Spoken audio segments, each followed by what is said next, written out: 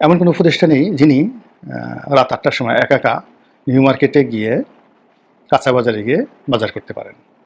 কিংবা এমন কোনো উপদেষ্টা বা উপদেষ্টি মানে মহিলা উপদেষ্টা যেটা উপদেষ্টি নেই যারা একা একা সে বিউটি পার্লার বলেন বা সেলুন বলেন সেখানে গিয়ে চুল কাটতে যাবেন বা তার যে অন্যান্য যে কর্ম সেগুলো করতে যাবেন, এই সাহস তাদের নেই। এমনকি একটা ওষুধের দোকানে রাতে বেরোনোর মতো অবস্থা তাদের নেই। এতটা ভয় এবং আতঙ্ক ছড়িয়ে পড়েছে আমাদের সমাজে।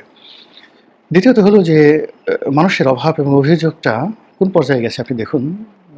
উপার্জনের জন্য মানুষ কোনো পথ খুঁজে পাচ্ছে না, ফলে চুরি, ডাকাতি, রাহাজানি, ছিনতাই এগুলো এতটা বেড়ে গিয়েছে যে ঢাকার অভিজাত এলাকা গুলশান, বনানী, উত্তরা, ধানমন্ডি, বসুন্ধরা এই সমস্ত এলাকাগুলোতে ঠিক আদিম যুগে যেভাবে মানুষ চাপাতি নিয়ে, রামদা নিয়ে তারপরে মানুষের উপর আক্রমণ চালাতো, ডাকাতি করতো, সেই ঠিক একই অভিনব কায়দায় তারা পুলিশের সামনে, সেনাবাহিনীর সামনে নাকের ডগায় অপরাধ ঘটিয়ে আবার সেখান থেকে তারা চলে যাচ্ছেন। এবং এই শহরে চাপাতি, রামদা, চাকু, ড্যাগার, এরপরে পিস্তল এগুলো ভাড়া দেওয়া হচ্ছে এই ধরনের অপকর্ম করার জন্য। মাঝে মধ্যে ২-৪টা ঘটনা আমরা দেখি সেই যাকে বলা হয় ইন্টারনেটে, এবং এগুলো দেখে রীতিমতো আঁতকে উঠতে হয়।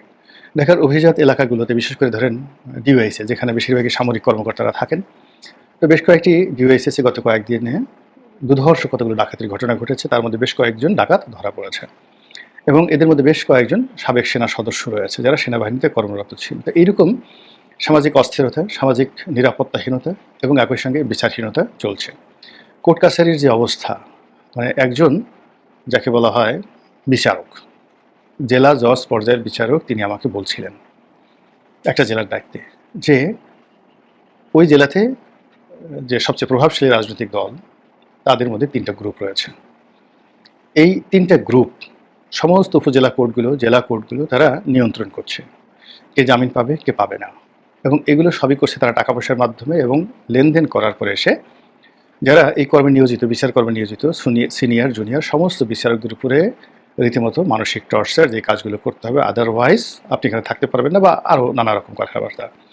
এবং সেই বিচারক আমাকে যেটা বললেন যে তিনি পাগল, অর্ধোন্মাদের মতো অবস্থা হয়ে গেছেন, ভয়ে তিনি সারাক্ষণ টেলিফোন বন্ধ করে রাখেন এবং তাকে সহযোগিতা করার মতো জেলা অ্যাডমিনিস্ট্রেশনে ওইরকম কেউ নেই। আমাকে ফোন করেছিলেন যে আমি যদি কাউকে বলে দিই, ওখানে রাজনৈতিক নেতাকর্মীরা যারা আছেন তাদেরকে বলে দিই যেন তারা একটু তার প্রতি দয়া পরবশ হয় বা এই ধরনের চাপ যেন না দেয়। তো এরকম যে ঘটনা জুডিশিয়ারিতে ঘটছে এটা তো কখনোই আমরা কল্পনা করতে পারি না। আমাদের হাইকোর্টে বা সুপ্রিম কোর্টে, অ্যাপিলেট ডিভিশনে